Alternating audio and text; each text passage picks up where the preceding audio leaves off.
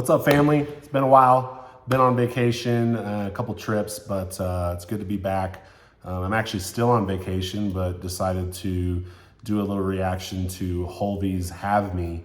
The reason I wanted to do this one was just because the artistic nature of the film that goes with the music video, and just Hulvey's just one of my favorite creators right now. I think he's one of the more transparent, unique artists out there. I think too, it's interesting because we look at hip hop as this braggadocio, intense, who can do the best bars, who can have the best metaphors. And Hulvey still does that, but he does it in a way that's like put behind this veil of like beauty and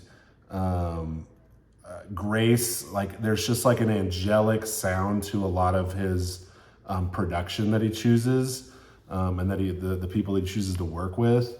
I thought Beautiful right now is my favorite song of the year. It's holding the #1 spot on my best of CHH 22 playlist. It's just been on repeat ever since I heard it. I actually missed his set at the Unashamed tour when it came to Dallas. We got in like just as his set ended, and I was so mad because I was really wanting to see Hulvey. But then he released his little documentary series following him through that tour, and they played a snippet of it. I'm like, did I miss that? And so I've been dying for Beautiful to come out. It finally came out a couple weeks ago, and with it came a really unique music video that looked like, to me, it was telling the story of the temptation of Jesus and Satan trying to tempt him. But this one, he's using like a chess game, a race maybe, or a run, and then a basketball game, which Hulvey has his track on Coma talking about with Caleb Gordon, which I think is actually Caleb Gordon's best verse he's ever done, in my opinion. I've like literally like gone back and listened to it and tried to like dissect the flow pattern that he does on that. The cadence is so unique, but I digress. And so when I first saw it, I was like, why is he playing basketball with the devil? But then I was like, well, he's got a past with wanting to be a basketball player, so I guess that makes it. But the way that Beautiful ends looks like he dies and the devil comes in and the hand comes over the lens like that. Now here's an interesting thing. So I work in film. I work on the film team for my church, and I'm a big cinephile. And so the first thing I picked up on watching the Have Me video was when you watch Beautiful, it's actually shot in I think it's a 2:39:1. It might be a 2:75:1 aspect ratio. So when you go watch it, it's like this weird rectangle. And then Help Me starts off with that rectangle coming into like a standard, 4:3 aspect ratio that you would see like for Instagram or what old TVs used to be, but basically your old standard. And so that was an interesting choice to go for just thematically. I'm interested in what the choices were for that to make that move. Right off the bat, this song has a sample. There's another thing about Hulvey that I really like. Going back to the Christopher album, his first song on that, he has almost two, it was called Can't Tell It All. He has two beats that interlace into that. There's almost like a midway point, the beat changes, and that's actually my favorite part of the song. And when they did the remix, I was really wanting to hear either him, KB, or Lecrae go over that part of the beat, but they just kept the initial one. But anyways, he's really good at like giving us these little teases of sounds and samples that are just really exciting and interesting. It's kind of got like a Motown, like soul Temptations vibe that they're using, and then he blends that effortlessly into his music. So yeah, I just want to kind of get into what I liked about Have Me, and actually a few things I didn't like about the track. I still think this is like a 10 out of 10, maybe a 9 out of 10 song.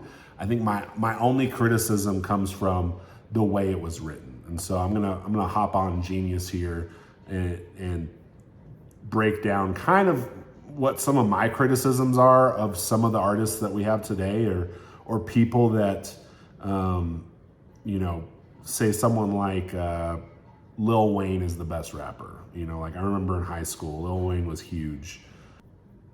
All right, so I got this song pulled up on Genius here, lyrics.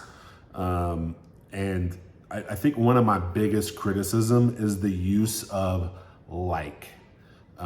When rappers start using metaphors to like almost spell it out for you. So he starts off with can't stay away, can't break away because you're right. Oh, wait, I'm reading the chorus. And I'm trying to get out the way, play the background like I'm cray. And then he says back in the A like I'm Trey. Okay, he's got another one right here. So here are the 3 times he does this. In one verse, he does the Lil Wayne blankety blankety like blank. And so I don't like metaphors that are hand feeding me the answer or the way to dissect it, right? And so trying to get out the way, play the background like I'm cray. Then he's got back in the A like I'm Trey. And then he says, broke through the line, I feel like Todd Gurley. And then he goes into, yeah, ain't no other spirits living than this Temple boy. I'm feeling like Shirley. So Shirley Temple. Now, nothing wrong with those lines. They're great. It's just a use of that, like, saying like too much. Where if we go to the next verse, he's got lines that are, like Pippin, we need a raise, 33 when he hopped out the grave. That metaphor is fire. Because one, you got to know who Scottie Pippen is. You got to also know that he was the second best player in the NBA and was like the 15th highest paid. So he was underpaid. He sat out, and so he was asking for a raise. And then 33 when he hopped out the grave. We know Jesus was 33 when he ended his ministry and rose from the grave, but also 33 is Scottie Pippen's jersey number. That's a fire metaphor. Like those are the things that when I'm listening to a song, I'm like, whoa, I got to listen to that back. But when you tell me the metaphor in your verse by saying blobbity, blobbity, blobbity like this, I'm like, okay, yeah, I get it. But it's lines like this Pippen line where I'm like, ooh, I got to go, like, wasn't his number 33? Yeah, it was. And then I'm looking up stuff on it, and that's the kind of stuff I really like. Also really like the back half of the first verse, so where he kind of just goes off. I think one of my favorite lines was from that part was, I gotta be who I gotta be, made to be, salt of the world, so I let him keep shaking me. I had no drip in my life, so he flavored me. I'm putting on the one that's remaking me. Look at the stronghold and say, you ain't breaking me. Swipe or no swiping, the darkness ain't taking me. Was feeling painfully and now I'm here, thankfully. Praise the Father, I'm grateful he stayed with me. Like the way he like busts that off over the cadence on the beat is immaculate. So, you know I kind of started off with some criticisms, but this song is incredible. The beat's amazing. The video is really interesting. So breaking down the music video, I've watched it 2 or 3 times now. And I'm trying to understand the significance of the room. It somewhat looks like the room that Jesus was, the tomb that Jesus was in. So my wife and I got to go to Israel a couple years ago, and we visited the tomb, the empty tomb.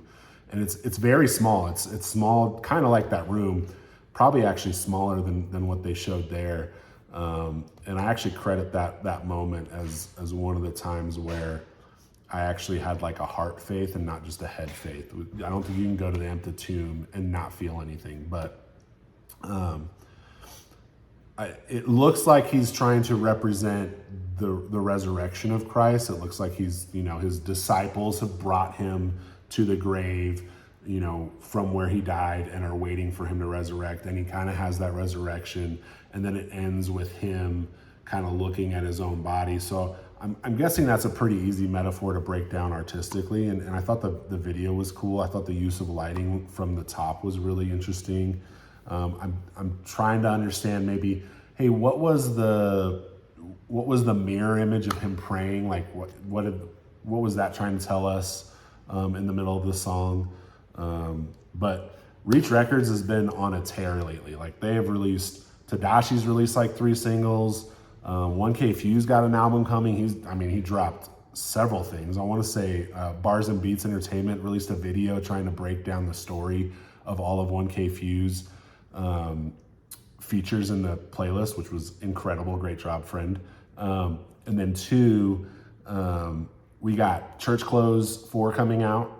1K Fuse got an album done. I saw RG drop a tweet saying that his masters have been turned in, and clearly Hulvey's got something coming out. So we got a potential of like 4 albums dropping in the back half of the year that are just gonna make people go nuts. And especially after Triple E dropped The End, I mean, Reach is really putting a flag in the ground and saying, hey, we're pretty dominant in this space, and I can't disagree with that. So let me know what you guys think in the comments down below. What did you think of the song? What did you think about the video?